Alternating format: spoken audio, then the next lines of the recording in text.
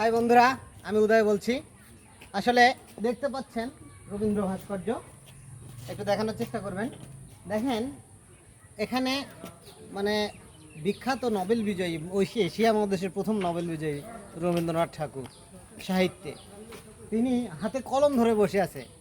একটু ভালো করে দেখেন, তার হাতে কিন্তু একটা কলম ধরা। সেই কলমটার মাহাত্ম্য কি এখানে বুঝতে পারছেন? সে এখানে বসেই যত রকমের রচনা, মনের যা প্রশান্তি আছে সেই প্রশান্তিকে মিশিয়ে সেই রচনাগুলো করত। আমি বলেছি যে আমাদের ছোট নদী চলে বাঁকে বাঁকে, বৈশাখ মাসে তার হাঁটু জল থাকে, পার হয়ে যায় গরু পার হয় গাড়ি, দুই ধার উঁচু তার ঢালু তার পাড়ি। শুধু এটা নয়, সে আরও লিখেছে যে ওই দেখা যায় তাল গাছ, ওই আমাদের গা, ওইখানেতে বাস করে কানা বগির ছা। ও বগি তুই খাস কি, পান্তা ভাত চাস কি, পান্তা আমি চাই না, পুঁটি মাছ পায় না, একটা যদি পাই অমনি ধরে ঘাপুস ঘুপুস খায়। আসলে এই এই কবিতাগুলো মানুষের হৃদয়ে, মানুষের অন্তরে মানে একদম গাথা।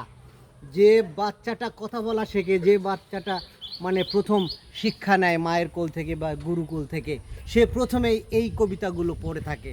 মায়ের কোলে থেকে এই কবিতাগুলো শুনে শুনে অভ্যস্ত, মায়ের পেটের মধ্যে থেকে শুনে শুনে এই কবিতাগুলো শুনে শুনে অভ্যস্ত। সেই কবিতাগুলো রচনা করেছে বিশ্বকবি রবীন্দ্রনাথ ঠাকুর, তাকে বিশ্বকবি বলা হয়। সেই কবিতাগুলো কেমনে রচনা করেছে তার একটা মানে দৃশ্যমান ভাস্কর্য এই রবীন্দ্র কুটিবাড়ি আত্রাই। এটা মানে আত্রাই নওগাঁ জেলার আত্রাই থানায় অবস্থিত রবীন্দ্র কুঠিবাড়ি। জায়গাটির নাম প্রতিশর। সেখানে সুযোগ পেলে, সময় পেলে আপনারা এখানে ঘুরতে আসবেন এবং এখানে রবীন্দ্রনাথের যে স্মৃতিগুলো রয়েছে সেগুলো আপনারা সচক্ষে দেখতে পারবেন। তো সবার জন্য সুস্থতা এবং শুভকামনা করে আজকের মতো আমি উদয় এখানে বিদায় নিচ্ছি। বিদায় যাচ্ছি না, আবারও দেখা হবে কোনো একটা রোমান্টিক এবং মজাদার এপিসোড নিয়ে।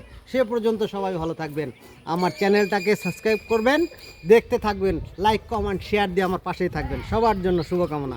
Bye bye, tata.